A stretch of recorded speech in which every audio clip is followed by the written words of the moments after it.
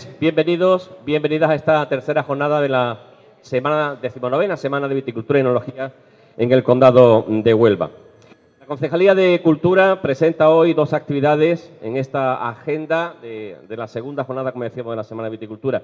Por una parte, vamos a presentar el libro de Juan Villa, Zalema, Barbacana de Doñana, y por otra, la exposición Los Villares de Marchenilla. Antes de comenzar, invitamos a Pablo Benjumea, gerente de Bodega Juncales, junto con su hermano, a que tome la palabra y os dé la bienvenida también a este su templo sagrado del vino. Pablo, por favor.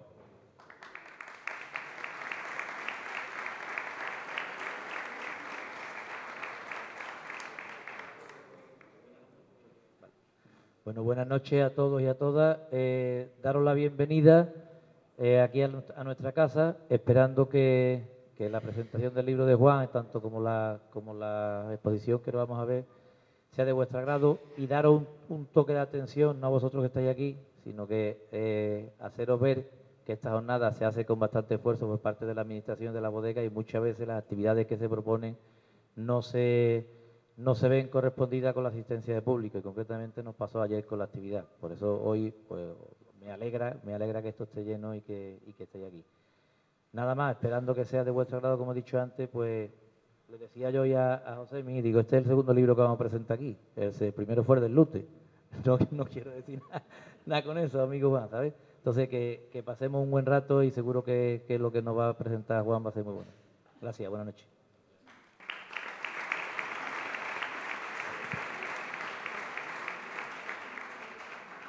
Que eso no va con segunda, que es cierto, que fue el Lute. Eso quiere decir que... Bien, vamos a comenzar por el libro. Como decíamos, para ello solicitamos la presencia en esta mesa de Juan Villa, que es el autor, de Daniel Bilbao, que es el ilustrador, y de la concejal de Cultura, Lidia Calvo Lagares. Por favor, si sois tan amable.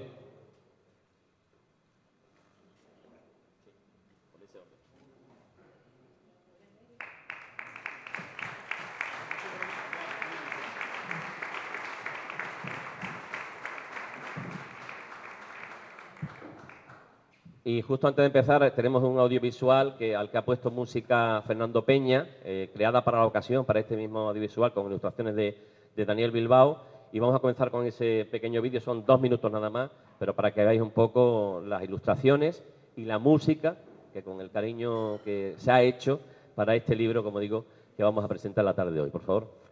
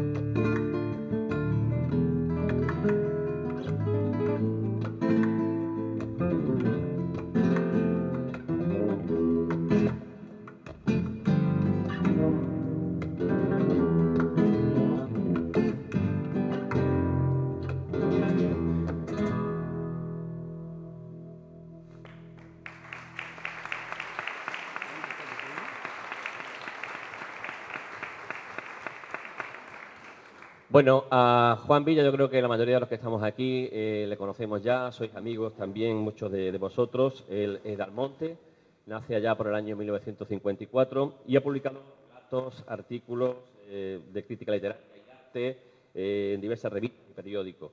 Además colabora como columnista en la prensa diaria y dirige la colección narrativa El fantasma de la glorieta de la Diputación Provincial de Huelva. Además ha publicado se está quedando sin pila. El Lobito, Última Estación, también ha visto la luz las dos primeras novelas de una trilogía sobre el parque de Doñana, Crónica de las Arenas, La otra cara de Doñana, y El año del malandar. El pasado jueves estuvo en nuestra biblioteca, la Biblioteca Pública Municipal, dentro de la ronda andaluza del libro que organiza la Junta, y estuvo junto con mi amigo Juanma, que está por ahí, que le presentó, y otros amantes de la lectura. Creo que tuvieron que pasar un rato bastante agradable. Y el libro que presentamos en la tarde-noche de hoy, Zalema, Barbacana de Doñana, está basado o es una continuación de ese pregón del acto de exaltación al vino que Juan Villa dio en nuestra fiesta de septiembre en 2017. Él nos va a hablar un poquito del libro, nos va a explicar por qué este Zalema, por qué Barbacana, por si alguien no lo sabe, bueno, que lo explique, que lo diga ahí. Le doy la palabra a Juan Villa.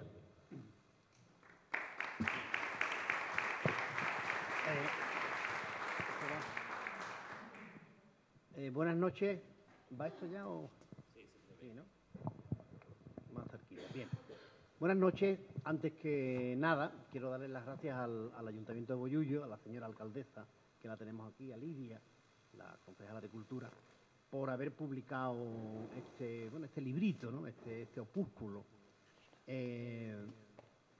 Bueno, normalmente los pregones no... Bueno, por lo menos, en fin, que yo sepa, no se suelen publicar mucho y menos con el esmero que se ha publicado en el resultado. Más que el contenido, ¿no? Es un libro muy bello formalmente, ¿no? Es un libro que probablemente el valor radique más en la forma que en el fondo. Pero bueno, aquí está el ilustrador que luego nos hablará de esta cuestión, ¿no? Quiero explicar primero el título, Doñana, Barbacana de Doñana. El título es un poco la tesis del libro. Una barbacana es una fortificación medieval, es algo que ya no se estila, ¿no? Es un tipo de arquitectura defensiva, eran una manera de fortificar la muralla, sobre todo en las zonas que había puertas, o las torres. Las torres normalmente llevaban una barbacana delante y como decía, es un poco lo que yo pretendo con este libro, ¿no? con esta afirmación de que la zalema, la uva, nuestra uva, funciona de alguna manera como barbacana de Doñana. Para justificar la pertenencia del condado al ámbito de Doñana, podíamos tirar de argumentos de naturaleza muy variada. Desde la misma geografía, obviamente, ¿no? Miramos el mapa y vemos que el condado y Doñana están en el mismo espacio, comparten el mismo espacio, o podemos tirar también de la historia, de la sociología, de la antropología, hasta de la simple memoria personal. La gente que vivimos en el condado, tenemos una relación por nuestra propia historia, con lo que es Doñana, ¿no?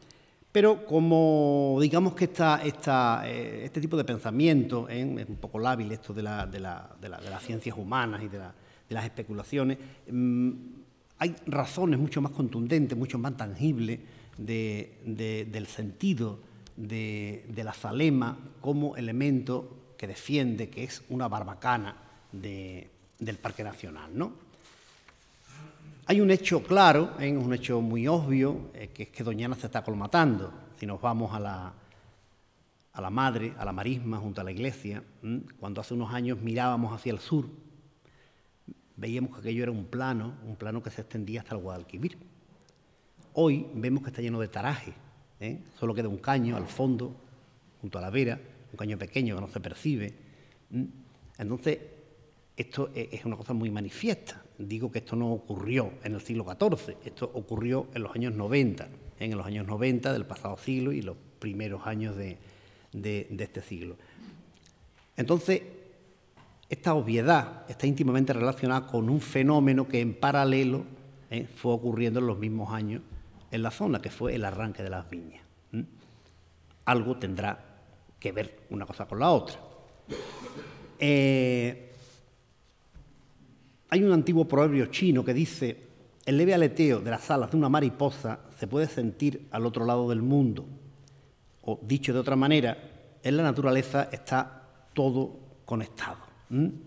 Quizás en los días en los que arrancaron las viñas del condado, nadie cayó en la cuenta de que 30 kilómetros al sur se encontraba un territorio frágil, el final de un embudo, que estaba protegido por la vegetación que, como una barbacana, lo coronaba al norte, que fijaba las arenas para que su evolución geológica natural pudiera seguir su curso con la lentitud y la mesura que desde el principio de los tiempos lo venían haciendo. Como dije antes, esto es lo que este librito pretende.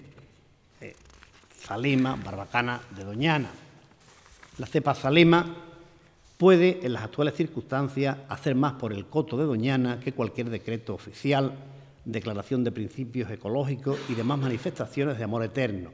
Doñana no se salva con intenciones, que también vienen bien, pero se necesitan hechos de índole muy diversa.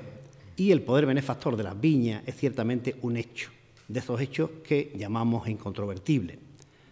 Doñana es el condado y viceversa, lo afirma la geología.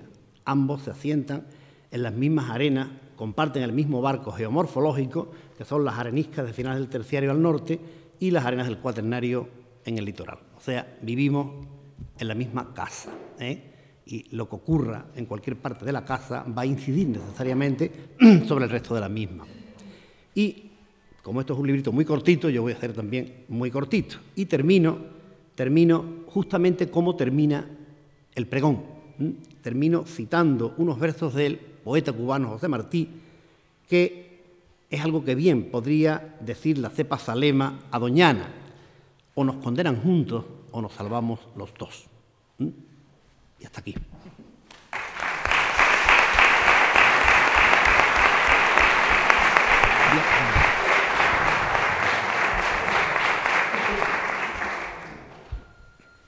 Bueno, buenas gracias, buenas noches. Yo cuando entro en esta bodega dicen que el sentido del olfato es el que más perdura en el ser humano. A mí me ha remontado a mi infancia. Mi abuelo tenía una bodega no tan bonita como esta, en Manzanilla, término del condado también. Y el olor a bodega a mí me ha evocado esa tierna infancia, esos recuerdos de cuando yo era pequeñín. Mi relación con Juan Villa surge a raíz de un proyecto que se desarrolla en Doñana con el profesor Ojeda en torno a la percepción de los paisajes andaluces.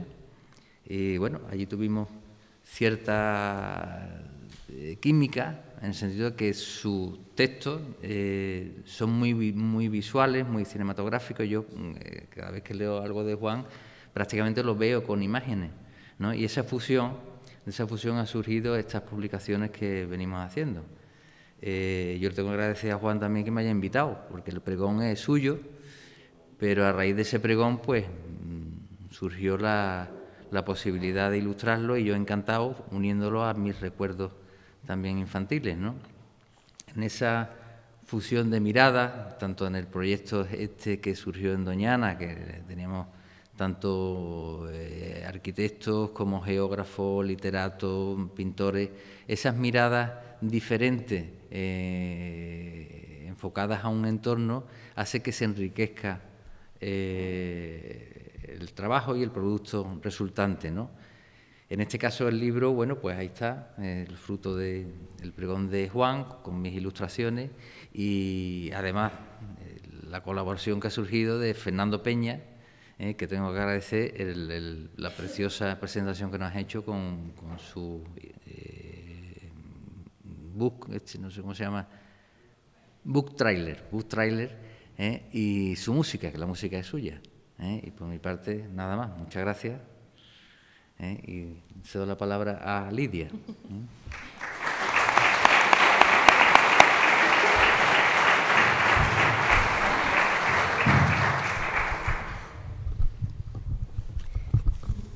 Bien, buenas noches. Daros la bienvenida a todos una vez más a Bodegas Juncales y agradecer, por supuesto, a la bodega, a sus gerentes por recibirnos un año más en este templo del vino. Como estamos hablando de vino, y entendemos que el vino y la cultura están ligados proporcionalmente. Por lo tanto, cada año intentamos organizar una programación cultural acorde a nuestro pueblo, y qué mejores dos actividades que las que tenemos hoy aquí. a estos dos grandes artistas que nos acompañan esta noche, como son Juan Villa y Daniel Bilbao, y también después pues con la exposición que nuestro compañero Francis y otros compañeros profesor de la Universidad de Huelva y también Marcos, arqueólogo, nos van a relacionar después toda la programación. En esta ocasión, pues la verdad es que para mí, como concejal de Cultura y como representante institucional, junto con mis compañeros del equipo de gobierno y la señora alcaldesa al frente, es un auténtico honor contar con ellos, contar con este trabajo que puso en pie Juan hace ya un año, después de ese maravilloso pregón en el que nos ilustró perfectamente sobre lo que es Doñana y todo lo que representa para un pueblo como Bollullo, eminentemente agrícola, y lo que muy bien ha explicado lo que es la barbacana y ese muro de defensa que hace que Doñana se mantenga hoy en día en pie. Es una apuesta de esta concejalía ir editando y publicando libros que sean de interés para Bollullo, para fomentar la cultura en nuestro pueblo, es importante. Y también, pues en esta ocasión, en este libro que Juan Villa nos trae y que Daniel Bilbao, no sé si lo conocéis, él es profesor de la Universidad de Bellas Artes, y la verdad es que para Bollullo es un honor contar con ello, contar con un libro editado por nosotros, que se queda en casa y que además tiene la suerte de contar con dibujos de un gran artista como es Daniel Bilbao. Este libro, como bien ha explicado Juan, nos adentra en Doñana y nos hace ver Doñana a través de sus ojos y con esas maravillosas ilustraciones que después podréis ver de Daniel Bilbao. Gracias de verdad a los dos por este trabajo totalmente desinteresado, con el único fin de ilustrarnos, de darnos a conocer dónde vivimos, que es importante conocer el territorio para poder defender todas aquellas propuestas que tengamos que defender, y también, evidentemente, pues la importancia de nuestro viñedo como protección de nuestro medio y de Doñana. Gracias a todos por vuestra asistencia y deciros que después, cuando acaben los dos actos, pues podréis adquirir este fantástico libro para que tengamos huella de Doñana y huella de nuestra historia. Gracias.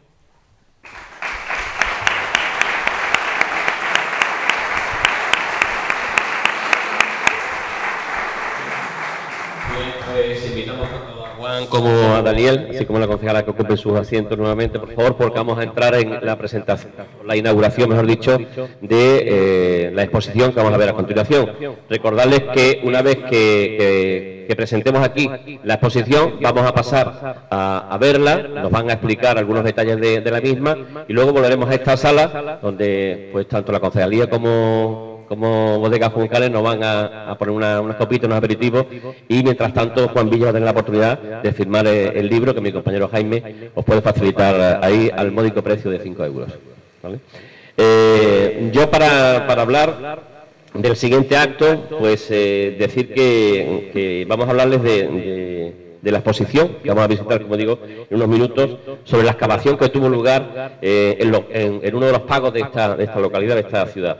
La intervención tuvo lugar cerca del convento de Morañina, en el paraje de los Villares de Marchenilla, de ahí el título de la exposición.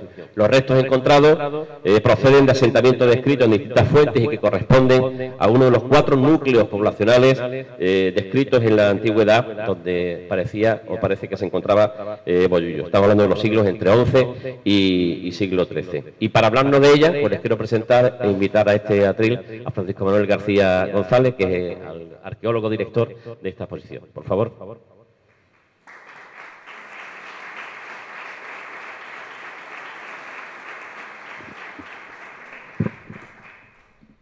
Gracias, Josemi, Isabel, Lidia, Rubén, Juan. Bienvenidos todos a este acto de la inauguración que, como bien ha dicho Josemi, tuvo lugar en el año 2017, en concreto entre los meses de abril a octubre, noviembre, demás.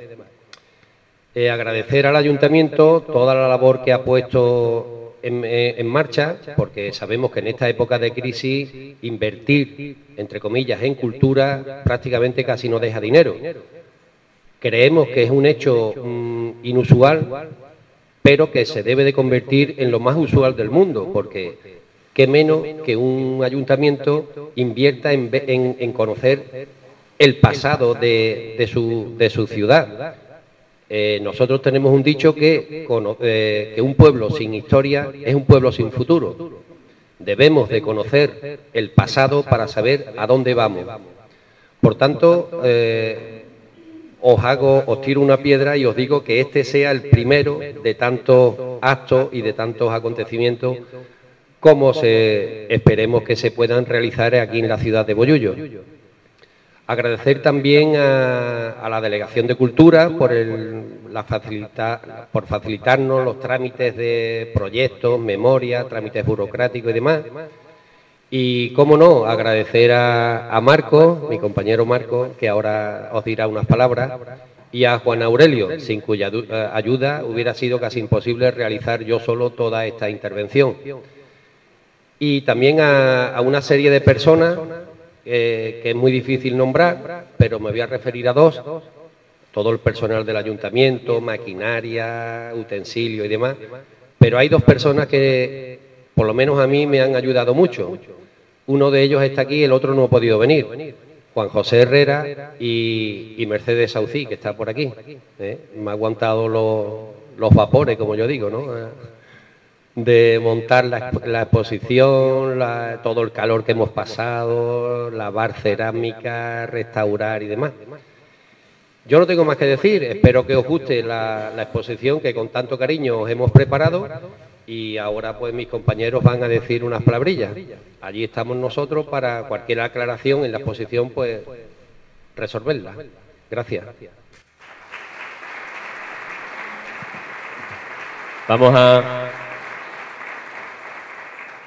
Cuando habla de su amigo Marcos y de Juan Aurelio, se está refiriendo a Marcos García Fernández, que es arqueólogo nubense, codirector de esta excavación, y a Juan Aurelio Pérez Macías, que es arqueólogo y profesor de la Universidad de Huelva. Ellos dos nos van a explicar, junto con Francisco Manuel, algunos detalles de la exposición. Pero antes, para cerrar este acto, vamos a invitar nuevamente a la concejala, que yo creo que también tendrá que decir algo de nuestro patrimonio.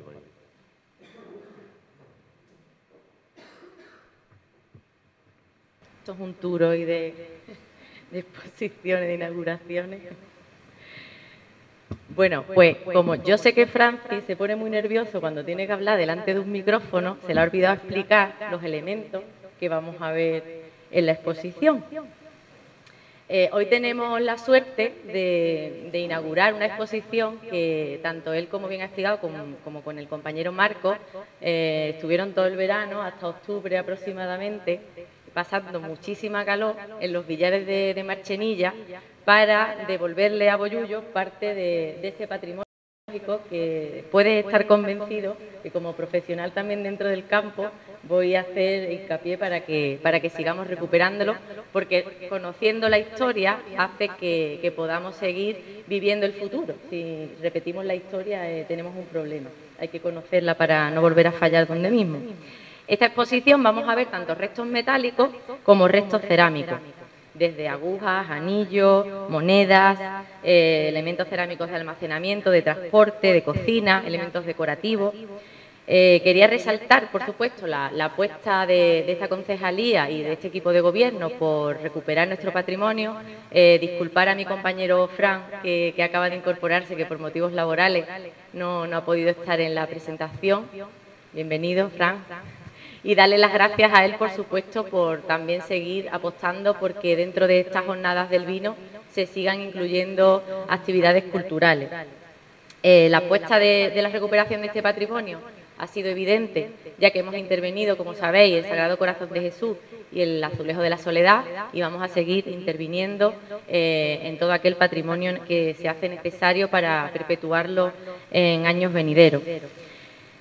Anunciar también que en los próximos meses vamos a publicar ese libro sobre esta exposición, en la cual queremos agradecer a Aurelio, como profesor de la Universidad de Huelva, que junto con los alumnos han realizado todos los dibujos de todas las piezas cerámicas encontradas, y de eso pues también nos vamos a beneficiar de ese trabajo. Por eso estamos agradecidos de que Aurelio haya liderado ese proyecto para que Bollullos tenga un libro documentado sobre esa excavación. Y por mi parte nada más, agradecer a Francis y a Marco su implicación y también por la preocupación de recuperar nuestro patrimonio. Muchas gracias e invitaros a inaugurar la exposición y que cualquier pregunta que tengáis, pues tanto los compañeros como Francis estarán encantados de resolver. Muchas gracias. Bueno, pues efectivamente les invitamos a pasar a la sala de exposición de Bodegas Juncales. Vamos a ver esa exposición. En 10-15 minutos estamos aquí de vuelta. Juan le firma los libros, tomamos una copita y todos somos felices. Muchas gracias, buenas noches. Luego. Vamos, aprovecho que le damos lazo. Ya tiene un vicio. Aprovecho que le damos lazo. Ya tiene un vicio. Si quieres, nos ponemos en medio.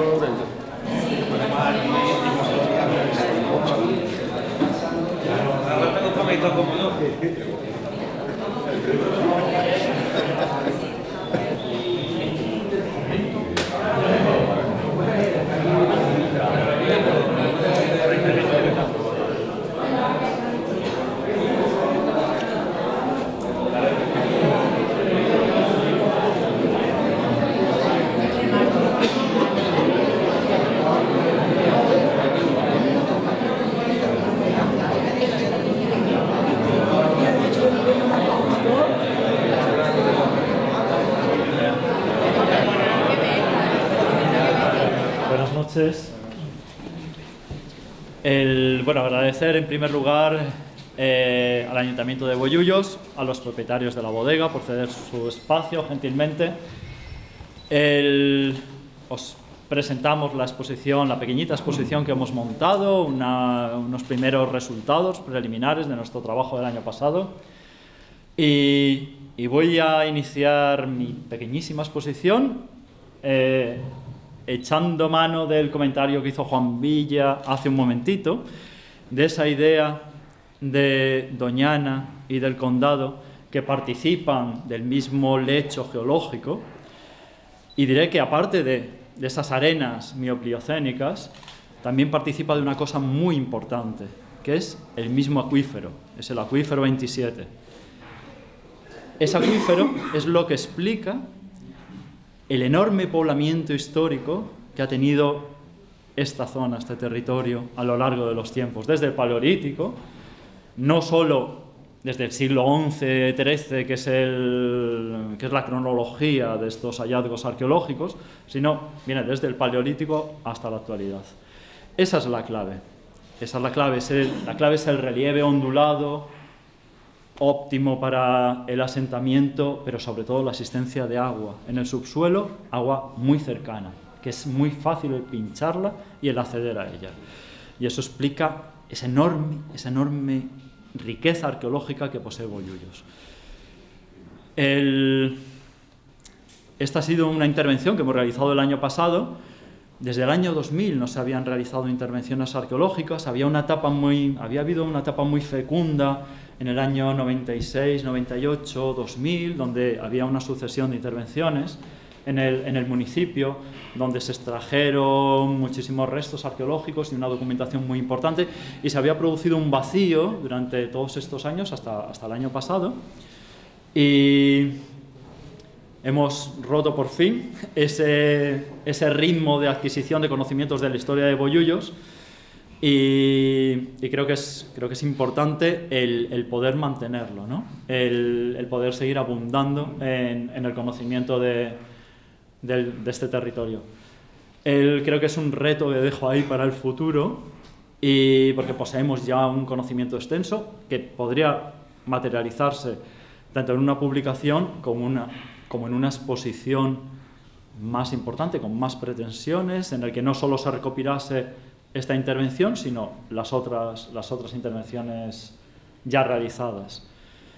Y bueno, quiero lanzar unos breves mensajes. El primero es que la arqueología no está reñida con la actividad agrícola, es compatible.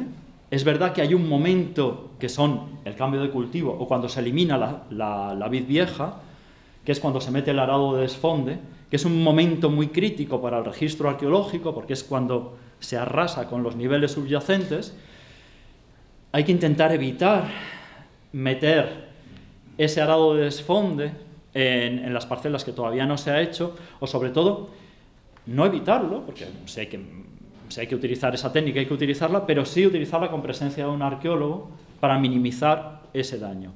Ese en primer lugar.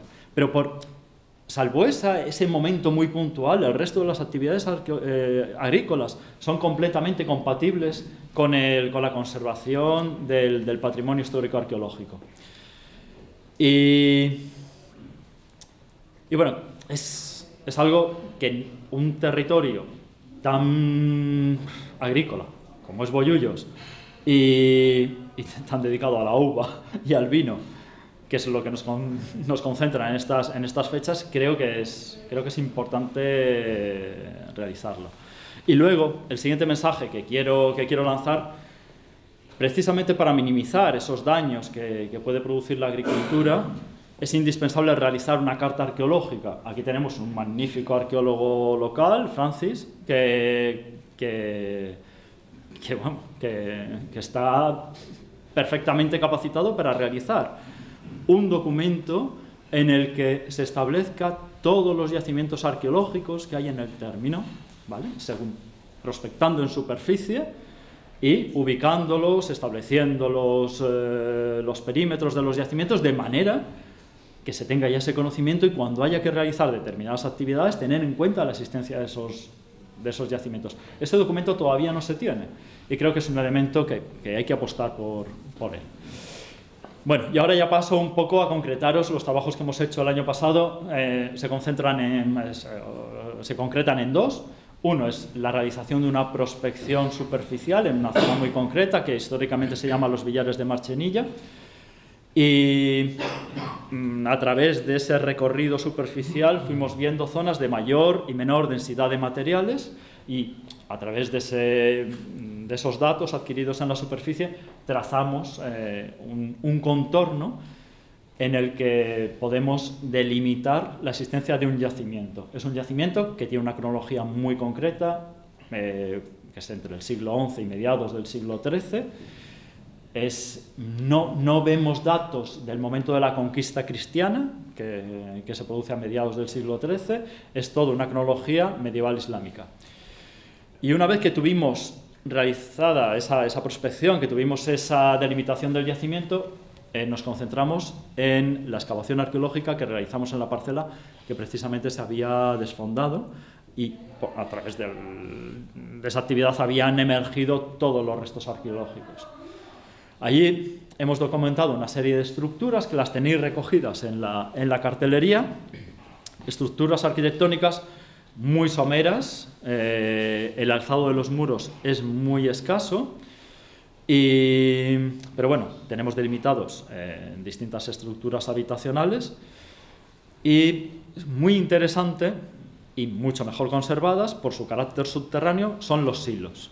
Los silos que en origen tienen una funcionalidad agrícola de guardar el grano que se ha recolectado, pero que cuando pierden esa función se colmatan de residuos de lo que las personas están comiendo, de la cerámica que están desechando porque se ha roto, y es en esa funcionalidad como basurero la que nos resulta completamente interesante a los arqueólogos, porque podemos extraer muchísima información.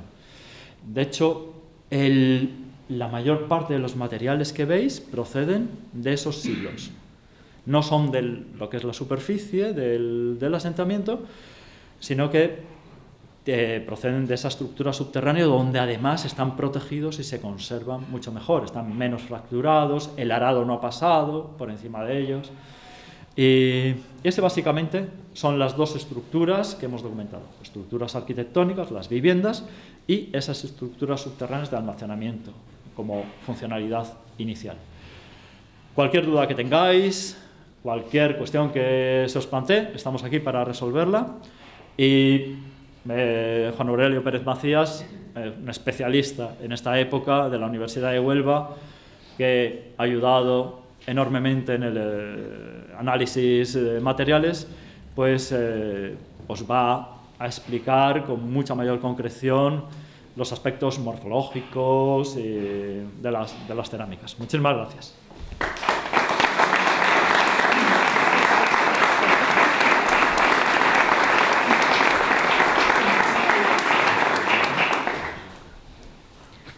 Buenas noches a todos. Antes que nada, pues yo también quiero darles las gracias sobre todo a Francis y a Marco porque me han dado la oportunidad de estudiar un yacimiento que yo, como ya se sabe, ya se ha repetido aquí esta noche, no he excavado ni he participado siquiera en las labores de campo. Yo me he circunscrito al estudio de materiales, primero al inventario que se ha hecho en la facultad, como antes ha dicho Lidia, y al dibujo de materiales y al estudio para preparar la memoria definitiva. Yo me voy a centrar, voy a ser muy breve, me voy a centrar en dos cuestiones para aclararles a ustedes por qué es importante el asentamiento de los Villares de Marchenilla. De entrada tengo que decirles que esta intervención arqueológica no ha supuesto de ninguna manera el descubrimiento de un yacimiento arqueológico en Bollullos, Par del Condado. Este es un yacimiento que se conocía de antiguo y fue dado a conocer precisamente por un bollullero, se dice así, de pro, don Antonio Delgado Hernández. Alguien muy desconocido en la provincia de Huelva, pero que a niveles andaluces, a niveles de España, tiene publicaciones muy señeras. Aquí en Huelva es muy conocida su historia de niebla, pero luego también fue un especialista, siguiendo la corriente de su padre, en numismática, y precisamente en numismática árabe y en numismática hispano-romana. Bueno, pues don Antonio Delgado Hernández fue el primero que hace un recorrido por esa historia de su pueblo, de Bollullos, y recoge lo que se ha dicho antes en la presentación, esos 4 yacimientos que marcan la historia de Bollullos, que uno es el Camino de la Reyerta Vieja, que yo creo que coincide con el Perú, que lo tienen aquí en este panel, que se excavó hace ya unos años por parte también de Francis y de Marco, y que ha dado unos materiales extraordinarios, tanto cerámico como sobre todo constructivo, con ese baño que quedó debajo de la carretera de circunvalación de la autovía. El segundo sería, y es curioso que estos yacimientos aparezcan en todas las mapas de carreteras, cuando no aparece en ningún yacimiento de la provincia de Huelva. En los mapas de carretera aquí en Bollullos aparece el tercero, que sería el Cabezo de Santiago, donde está la ermita de las Mercedes, de ruinas romanas, y los Villares de Marchenilla, donde también aparecen ruinas romanas. Pues bien, a Antonio Delgado Hernández le interesó sobremanera este yacimiento de los Villares de Marchenilla porque ahí aparecieron algo que él tenía en estudio, que eran las inscripciones romanas. Una inscripción en el umbral del cortijo de los Villares de Marchenilla, junto al convento de Morañina, que aludía a un municipio romano. Y hay autores a lo largo de la investigación de la romanización en la provincia de Huelva que han propuesto que Bollullos llegó a la categoría jurídica de municipio, probablemente es una pieza reutilizada. Y luego también unos ladrillos. Si queréis entrar en el repositorio de la Universidad de Huelva, tenéis todos los papeles de Antonio Delgado Hernández, y ahí viene esa inscripción que os digo, de un ordo municipal, y unos ladrillos con lectura retrógrada con el nombre del alfarero, que era Faustini. Esos ladrillos, curiosamente, también aparecieron en el Perú. De la prospección que han hecho Marco y Francis, se deduce que, por lo menos de lo que yo he visto, ahí no hay ocupación romana. La ocupación más prolongada es la que ha dicho Marco, entre el siglo XI después de Cristo y el siglo XIII probablemente se desocupa a raíz de la conquista cristiana. Una segunda cuestión importante es saber qué importancia o qué categoría tiene el yacimiento o el asentamiento de los Villares de Marchenilla. En un principio, cuando nosotros vemos materiales en superficie, como estos que tenéis aquí, pues decimos, bueno, esto es, si estamos en época romana, decimos que es una villa romana, y si estamos en época islámica, pues esto es una alquería. Y así estaban catalogadas hasta ahora, tanto también el Cabezo de Santiago, la Reyerta Vieja o el Perú, los Villares de Marchenilla y Bollullos. Porque Bollullos parece ser que es el yacimiento de estos 4, que me faltaba, que es el más antiguo, que aparece citado en la fuente árabe a partir de la revolución o la rebelión de los señores muladíes de la zona, que son antiguos cristianos convertidos, para no pagar un impuesto de capitación, es decir, para no hacer la declaración de Hacienda, y nos aparece con el nombre de Balalis, que se ha identificado con Bollullos. En Una rebelión que se extendió curiosamente por Niebla, por Almonte, Almuns, también aparece así en las fuentes árabes, y Gibraleón, Jabal al-Uyun. Pues bien, estos cuatro sitios serían alquerías árabes, pero el estudio del material que se ha hecho de los billares de Marchenilla nos demuestra que no son alquerías árabes, son algo más que alquerías árabes. La extensión que ocupan, la dispersión de los materiales en superficie, nos habla ya de una pequeña aldea. No estaremos hablando de una alcarya o una alquería, que es el nombre que ha perdurado en castellano, sino de una daya, de una pequeña aldea. Y en relación con esa pequeña aldea, siempre la investigación sobre el periodo medieval islámico en la provincia de Huelva, a partir de la publicación de la tesis de Fátima Roldán, Niebla musulmana, que está editado por el Servicio de Publicaciones de la Diputación, la pregunta ahora, la interpretación era qué lugar ocupa dentro de la Cora de Niebla, es decir, de la provincia de Niebla, este término municipal de Bollullos, Par del Condado. Como es Par del Condado, siempre se decía y se dice, y yo lo he leído incluso en un librito que editaste aquí en Bollullo hace unos años, que se llama Patrimonio de Bollullo. Hay una introducción en la que se dice que Bollullo no era Bollullo, Bollullo era Bolules, y que ese Bolule, que pertenecía no a la Cora de Niebla, sino a la Cora de Sevilla. Entonces ese par, pues parecía que lo explicaba. Yo creo que no, ese Bolules no es Bolules de aquí, sino un Bolules aparece en el Aljarafe sevillano. Se parece el nombre, pero el nombre de Bollullo yo creo que está más emparentado con Balalis. Bien, tiene relación con Niebla, pero en Niebla tenemos fuentes que nos indican cuáles son cada uno de las comarcas, los climas que se dice en árabe, de esa Cora. Y uno de esos climas que se situaban en este territorio es el Barsinjana. Es posible que ese aldea o ese núcleo de Barsinjana esté situado en el término municipal de Bollullo. Es posible que sea incluso el del Perú, pero no puede ser Marchenilla, porque Marchenilla es un nombre árabe que viene de Barsanilla, y por lo tanto ese Marchenilla no aparece en las fuentes árabes. ¿Qué quiero decir con esto? Que probablemente tengamos en lo que es el término principal de Bollullo 4 aldeas musulmanas, no alquerías, aldeas. Una sería la de el Pago de la Reyerta del Perú, Bardillana, y otra sería la de Villares de Marchenilla, que no aparece en las fuentes, pero que probablemente sea Marchanilla. ¿En qué se ve esto en los materiales? La importancia de este asentamiento y los asentamientos de Perú, pues en lo que tenéis aquí. Tenemos desde brocales de pozo, cerámicas de cocina, cerámicas de mesa, y dentro de esas cerámicas de mesa yo destacaría algo que está ahí y que ahora podéis ver aquí. Yo no quería, cuando he dicho Marco lo de los morfológicos, he temblado, porque siempre se nos achaca a los arqueólogos que somos puchereros. Entonces yo no voy a explicar a vosotros si el borde va para afuera, el borde va para afuera, para adentro, y qué tipología tiene, si es de la primera mitad del siglo XI, si era de la segunda mitad del siglo XII. Eso queda bien para nosotros, y estamos bonito, nos divertimos mucho, pero cuando se lo explicamos a un público es un tostón. Ese fragmento es importante no porque tenga el borde para afuera o el borde para adentro, porque le falte asa, sino porque eso es una clase de cerámica que se llama de reflejo dorado. Y eso es una cerámica de lujo.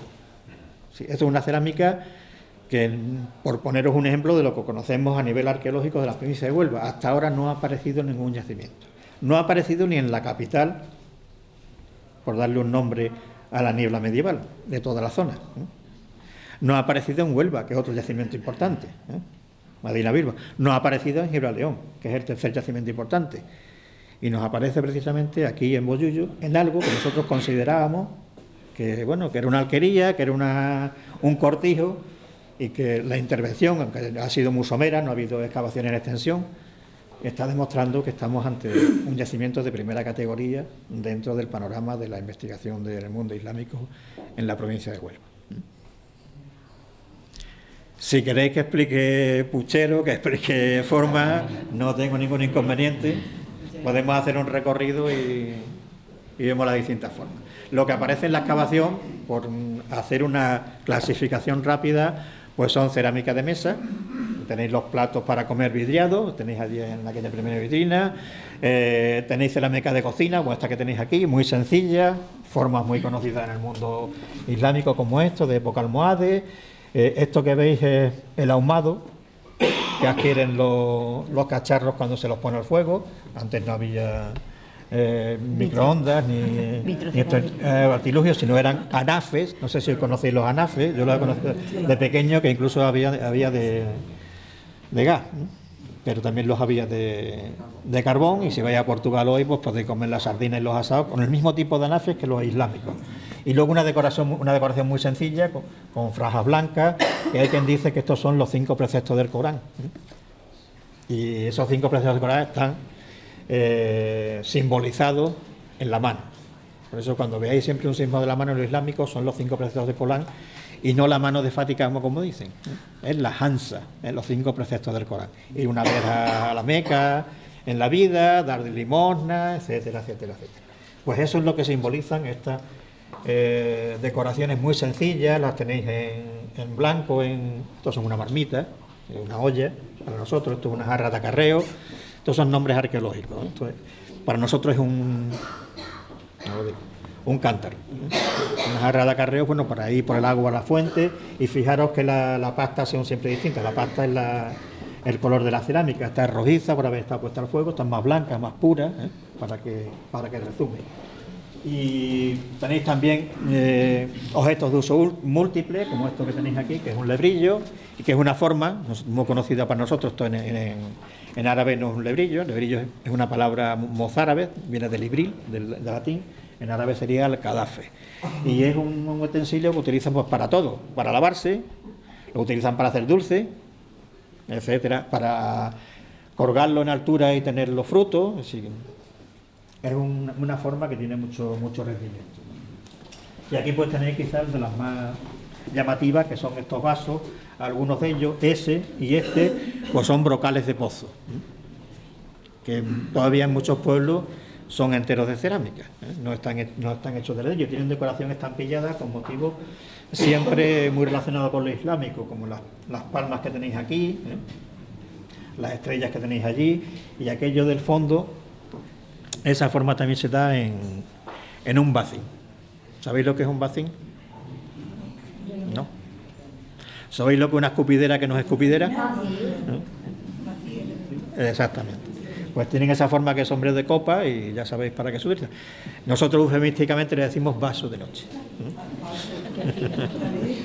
Los arqueólogos siempre hay cosas que no sabemos lo que es, nos lo imaginamos, y para no ser burdos le decimos que son ídolos, pero lo mejor son otra cosa.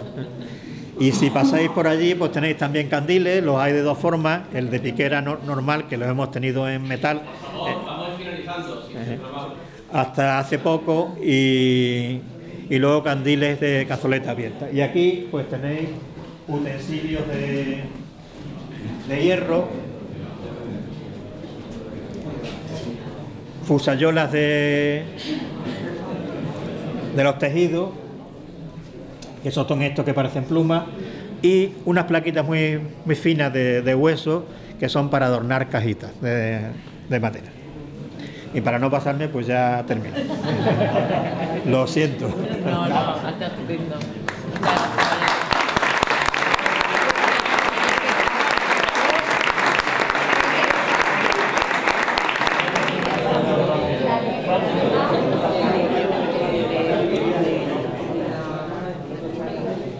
Y estos pues son los jarritos, por lo que veo. Una maceta de cerveza, pero ellos utilizan para todo.